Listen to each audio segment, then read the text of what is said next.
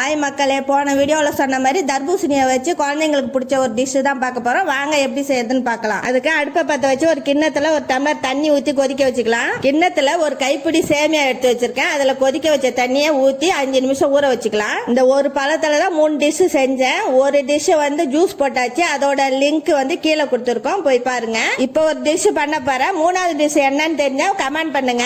எப்பயும் நான் தர்பூசணி கட் பண்ணா இது மாதிரி கரண்டியால தான் எடுப்பேன். சூப்பரா வரும். எடுத்த பழத்தை விதை இல்லாம கட் பண்ணி மிக்ஸி ஜார்ல சேர்த்துக்கலாம். இந்த டேஸ்ட் இப்ப இருக்கிற குழந்தைங்களுக்கு தெரியுதோ இல்லையா, 80-90ல இருந்த குழந்தைங்களுக்கு இது ரொம்ப பிடிக்கும். டேஸ்ட்டுக்கு ஒரு ஸ்பூன் சர்க்கரை போட்டு நல்லா ஜூஸ் மாதிரி அடிச்சு வடிகட்டிக்கலாம். இப்ப 4 டம்ளர்ல ஊற வச்ச சேமியாவை கொஞ்சம் கொஞ்சம் போட்டுக்கலாம். வடிகட்டின ஜூஸை சமமா ஊத்திக்கோங்க. அப்பதான் குழந்தைங்க அடிச்சுக்காம சாப்பிடுவாங்க. என்கிட்ட ஐஸ் குச்சில ஸ்பூனை வச்சிருக்கேன். இதை அப்படியே 5 மணி நேரம் ஃப்ரீசர்ல வச்சு எடுத்தா சேமியா ஐஸ் ரெடி. நீங்களும் உங்க குழந்தைங்களுக்கு இந்த மாதிரி டிஃபரெண்டா செஞ்சு கொடுங்க. அடுத்த வீடியோல பார்க்கலாம். பாய்.